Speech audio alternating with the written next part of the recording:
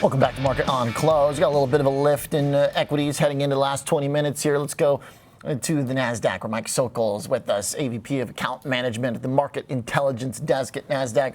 Mike, obviously tomorrow is like our big day. We're a little sleepy here on this Tuesday, but we get Nvidia tomorrow afternoon. We got Fed minutes. What is most attentive to you and your team right now? Yeah, I think we're watching the broader picture, first of all. I mean, as you know, the CPI and PPI numbers last week and some of the retail sales and the end of earnings season all have contributed to the market moving higher and rates moving lower, which goes hand in hand with that. To your point, Nvidia has had really great results over the last 4 or 5 quarters and, pretty amazing as a company and as a stock, results. So the whole market will be watching for that. And the question is, not so much will they beat, but by how much, and then what's the market reaction to that?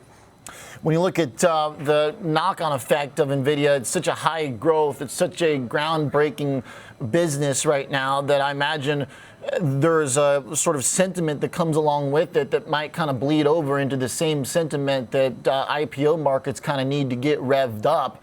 We're at highs, Nvidia's close. If we get a breakout, do you think it could unleash some animal spirits?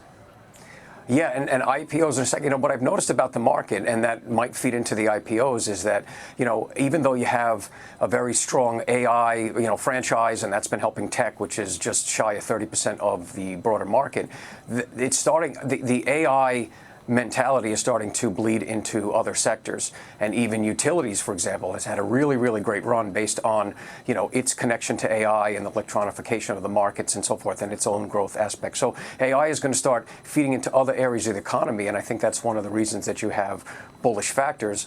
As it relates to IPOs, we're still hitting singles and doubles. We had 5 last week, raising about $200 million on Nasdaq. That brings us to 50 for the year, out of I believe it's 70 or 77 or so for the industry.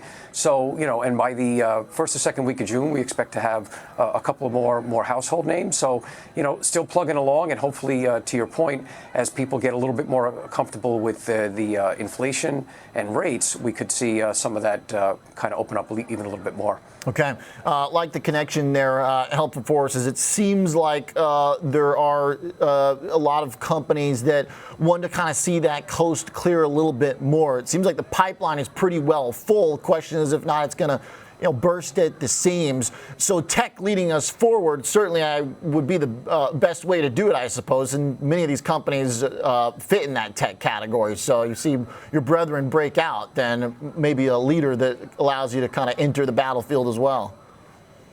Yeah, when you're talking about like a risk-on mentality, stocks are doing well, but so is crypto, so is gold, and it's not just the U.S., it's in Europe, it's in Asia. I mean, just about anywhere you look, and you can still get 5% on a CD. So, things are pretty good right now. The S&P's at about 21 times earnings, and that's normally, not to throw cold water on it, but with such low volatility, and that's about where usually stocks can get toppy.